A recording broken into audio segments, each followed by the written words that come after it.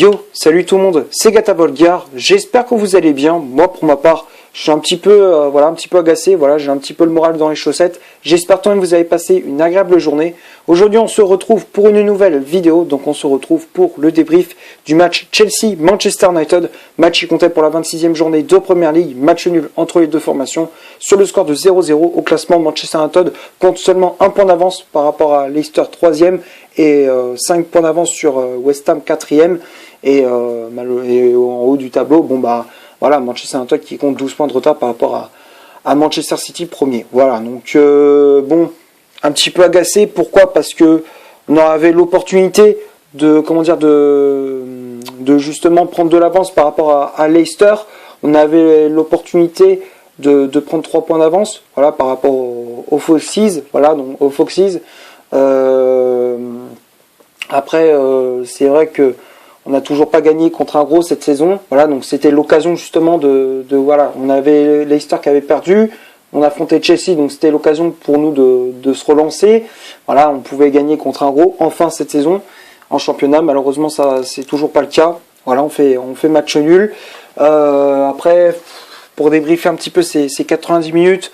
45 premières minutes assez moyennes, de la part de Manchester United, pardon. Chelsea aussi, ils ont fait une première mi-temps assez moyenne, même s'ils ont eu une grosse possession de balle, ils ont eu de grosses occasions, notamment avec Giroud, avec Mason Mount ou encore Hudson-Odoi, mais malheureusement ils n'arrivaient pas à trouver la solution. Beaucoup de déchets techniques dans la finition. Comme du côté de Manchester United, on a essayé de se créer des occasions avec Rashford sur coup de pied arrêté, Bruno Fernandes ou encore Mason Greenwood. Malheureusement, ça passait pas non plus. On était tombé sur un très bon Edouard Mendy. Après, on a vu beaucoup beaucoup de déchets techniques, comme je disais, dans le jeu de Manchester United, beaucoup de passes ratées, beaucoup de transversales où ça partait en touche. Même si on aurait pu bénéficier d'un penalty, soi-disant la main d'Hudson-Odoi dans la surface de réparation. L'arbitre a été voir la VAR, finalement, il n'a pas accordé le penalty. Alors même s'il y a main, c'est vrai. Mais moi j'aurais personnellement, en toute objectivité, j'aurais pas sifflé penalty. Pourquoi ? Parce que la main elle est involontaire, tu vois que c'est un réflexe. Il a voulu protéger, il a voulu faire opposition par rapport à Mason Greenwood, et malheureusement malheureusement le ballon touche la main, mais c'est involontaire. Moi personnellement je trouve que l'action est involontaire. Moi j'aurais trouvé ça sévère de siffler penalty pour ça, malheureusement il n'y a pas eu de penalty pour Manchester, donc du coup on en reste à 0-0. C'est le score à cause et c'est le seul fait de jeu du match. C'est le fait de jeu de cette rencontre. Après la seconde mi-temps, on n'a pas vu grand chose non plus, même si à un moment donné David De Gea a eu la main ferme sur une frappe d'Hakim Ziyech. Heureusement que le portier espagnol était resté vigilant.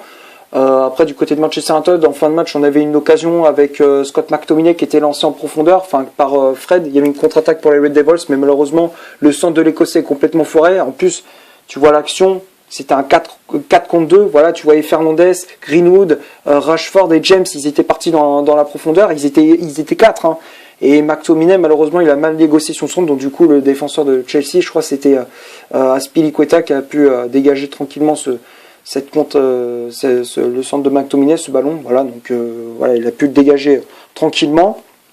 Et puis après malheureusement on part de Londres avec seulement un point. C'est regrettable, mais on peut avoir des regrets après ce match nul. Donc on va passer maintenant à la composition d'équipe que Ole Gunnar Solskjaer a aligné pour ce Chelsea-Manchester United. Donc ça a été un 4-2-3-1 avec David De Gea dans les buts de Manchester United, charge centrale Lindelof associé à Maguire qui avait le brassard de capitaine, les latéraux Wan-Bissaka à droite, Luke Shaw à gauche, Fred et McTominay devant la défense, Bruno Fernandes en numéro 10, Daniel James milieu à droit, Marcus Rashford milieu à gauche. À la pointe de l'attaque de Manchester United, c'était Mason Greenwood. Après il y avait qu'un seul changement opéré par Ole Gunnar Solskjaer. Moi il y a un choix que j'ai pas trop compris, il attend la 75e minute pour faire entrer Martial. Alors je comprends pas pourquoi il fait rentrer à ce moment-là du match. Il aurait peut-être dû le faire rentrer à la 60e minute, à l'heure de jeu. Il aurait même dû faire un deuxième changement en faisant rentrer par exemple Van de Beek, il aurait fait rentrer en jeu Van de Beek, et voilà, tu passes c'est en 4-4-2 en losange, voilà, tu fais par exemple sortir Daniel James et tu fais un 4-4-2 en losange avec Van de Beek en relayeur, et tu mets comment dire, Bruno Fernandes en numéro 10, et en duo d'attaque, Martial associé à Rashford, ou alors voilà, à ce moment, voilà, moi j'aurais fait ça à ce moment-là du match. Voilà, et peut-être on aurait gagné cette rencontre voilà, cette rencontre. On aurait pu, peut-être si on faisait ces changements-là, je pense qu'on aurait peut-être gagné ce match. Voilà, je sais pas. Bref, bon, dans le 11 de départ, j'ai pas grand-chose à dire. Voilà, on a fait à peu près le tour. C'est un peu près si, comment dire, Solskjaer aligné son équipe type. Et puis après, voilà, il a mis Greenwood en pointe à la place de Martial laissé sur le banc. Voilà, bon, j'ai pas grand chose à dire, j'ai fait à peu près le tour.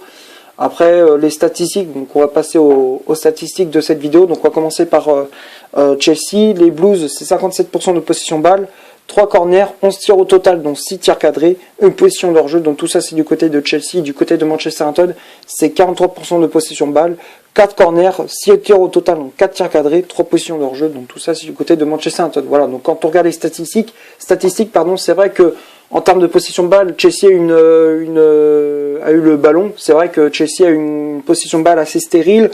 Après, en termes de tir cadré, en termes d'occasion, c'est vrai que Chelsea, ils en ont eu pas mal des occasions, notamment avec Giroud, comme je disais, avec Hakim Ziyech aussi, ou encore Mason Mount.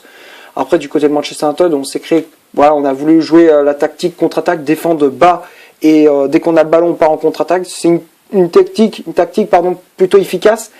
Et voilà, mais je pense que ça n'a pas suffi face à cette équipe de Chelsea, c'était pas assez suffisant. Voilà, donc après en termes de tir cadré, on s'était créé de bonnes occasions avec Fred, avec Bruno Fernandes, mais malheureusement, voilà, ça passait pas du côté de Manchester United. Voilà, donc on va passer maintenant au top et au flop de cette vidéo. Donc on va commencer par David De Gea. Bon, moi j'ai trouvé que David De Gea, il a fait une bonne prestation dans l'ensemble. Même si bon, en première mi-temps, il a fait une ou deux relances assez hasardeuses qui revenaient dans les pieds de Olivier Giroud. Mais heureusement que le Français s'était précipité, il avait mis une frappe où ça partait dans les nuages. Mais sinon, voilà, De Gea, il a fait une bonne prestation. Il était resté vigilant. Voilà, sur une frappe d'Hakim Ziyech en seconde mi-temps. Heureusement qu'il avait la main ferme.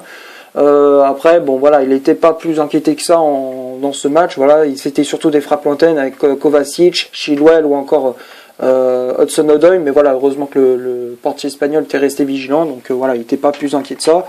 Il n'était pas vraiment inquiété. Mais voilà, il a fait une bonne prestation. Pour moi, dans l'ensemble des Real, il a fait un bon match. Donc, pour moi, le portier espagnol, je le mets dans le top. Après, la charnière centrale, Lindelof, Maguire. Dans l'ensemble, ils ont fait une bonne prestation. Les deux, ils ont fait une bonne prestation. Lindelof qui a fait de bonnes interventions, notamment en fin de match où il avait taclé au dernier moment pour justement, justement, il a fait de bonnes interventions. Justement, au dernier moment, quand il y avait des occasions chaudes pour Chelsea, notamment avec Werner, où voilà, à un moment donné, il a failli pousser ce ballon au fond des filets, mais heureusement que Lindelof avait mis le pied au dernier moment. Donc voilà, après Maguire, il a fait le taf aussi. Moi j'ai trouvé que les deux ils ont fait une bonne prestation. Voilà, donc pour moi Lindelof et Maguire, les deux j'ai mis dans le top. Après les latéraux, Wan-Bissaka et Luke Shaw, défensivement ils étaient souvent en difficulté. Voilà, moi j'ai trouvé un Luke Shaw assez moyen. Bon, Wan-Bissaka pareil, moi j'ai trouvé assez moyen. Offensivement, beaucoup de déchets techniques. Voilà, surtout dans les centres où c'était très moyen. Voilà, des centres très souvent ratés. Voilà, donc pour moi Wan-Bissaka je le mets dans le flop. Luke Shaw aussi, moi j'ai été trouvé très, très moyen dans ce match, même médiocre. Après, le milieu de terrain, Fred et McTominay. Fred, pour moi, c'est l'un des meilleurs joueurs de Manchester United sur le terrain. Moi, j'ai trouvé que défensivement, il était là. Il a gratté pas mal de ballons au milieu de terrain. Offensivement, il a énormément apporté. Voilà, si à un moment, il tentait des frappes de loin aussi. C'était pas passé loin. Voilà, à un moment donné, il avait fait une frappe à moitié enroulée. C'était à l'heure de jeu, une frappe enroulée qui passait à côté du cadre d'Edouard Mendy. Voilà, franchement, c'était une bonne occasion de la part de Fred. Malheureusement pour lui, ça passe à côté. Mais voilà, moi j'ai trouvé Fred très intéressant au milieu de terrain. Donc pour moi, Fred, je le mets dans le top. Après, McTominay, moi j'ai trouvé que McTominay était moyen dans cette rencontre. Alors même s'il a gratté pas mal de ballons au milieu de terrain, il a mis de l'impact physique, de l'agressivité, mais voilà, tu voyais que à chaque fois dès qu'il fallait se projeter vers l'avant, voilà, ça passait pas, il n'arrivait pas. Beaucoup d'approximations dans les passes. C'est vrai que moi j'ai trouvé McTominay très moyen dans ce match. Voilà, donc pour moi McTominay je le mets dans le flop. Après Bruno Fernandes, bon, il n'a pas été mauvais. C'est lui qui essayait de décaler le jeu de Manchester United à droite, à gauche. C'est lui qui essaye de tirer le bloc défensif de Chelsea. Il essaye de tirer le bloc.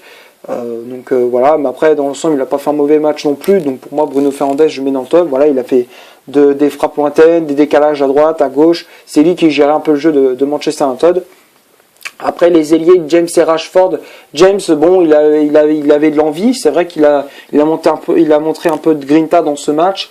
Il a mis de l'agressivité, il a récupéré pas mal de ballons, même si voilà, il y avait beaucoup de déchets techniques dans ce jeu, mais moi j'ai bien aimé. Ce que je retiens de James, c'est qu'il a mis de la combativité, il a mis de l'impact physique, il a mis de l'agressivité, il a gratté même des ballons au milieu de terrain, il a fait pas mal de replis défensifs, et ça c'est bien. Après il y a eu quand même quelques déchets techniques, mais après moi j'ai trouvé que James était assez intéressant dans ce match, donc pour moi Daniel James je le mets dans le top. Après Rashford aussi qui a fait une prestation assez correcte. Voilà, il a pas été non plus flamboyant, mais il a fait quand même mal à cette défense de Chelsea face à Azpilicueta. Voilà, il a été assez dangereux aussi. Marcus Rashford sur coup de pied arrêté aussi, il a été assez dangereux. Mais voilà, malheureusement, il n'arrivait pas à trouver le chemin des filets. Mais voilà, dans l'ensemble, Rashford il a fait une bonne prestation. Donc pour moi, Marcus Rashford, je le mets dans le top. Mason Greenwood, alors j'aime bien, mais là dans ce match-là, j'ai trouvé qu'il était, il n'arrivait pas à faire la différence. Les passes elles étaient assez moyennes. Il s'est fait, voilà, au lieu de faire la différence tout seul, des fois il voulait la passer, et au lieu il voulait passer le ballon, et au lieu de passer le ballon, il voulait aller tout seul. Voilà, à chaque fois ils faisaient tout le sens inverse. Au lieu de faire un rush tout seul, il passait un coéquipier. Et au lieu de passer le ballon à un partenaire, du coup il partait tout seul au but. Mais voilà, moi j'ai trouvé un Greenwood assez médiocre. Voilà, donc pour moi Mason Greenwood je le mets dans le flop. Et après Martial, bon, voilà, il a été inexistant. Anthony Martial j'ai trouvé très décevant depuis son entrée en jeu, on l'a quasiment pas vu. Voilà, donc pour moi Martial je mets dans le flop. Voilà, donc pour moi les flops durant cette rencontre, pour moi du côté de Manchester United, les flops pour moi sont Wan-Bissaka, Luke Shaw, McTominay, Greenwood et Martial. Voilà, donc c'est tout ce que j'avais à dire pour ce match, voilà, entre Chelsea et Manchester United. J'espère que la vidéo vous aura plu. Si c'est le cas, vous laissez un énorme like. Tu cliques ici pour t'abonner pour rien rater de mes vidéos. Tu cliques ici pour en voir une autre si tu le souhaites. N'hésite pas à rejoindre le compte Instagram qui est dans la description. D'ici là, portez-vous bien. On se retrouve pour une prochaine vidéo. Ciao!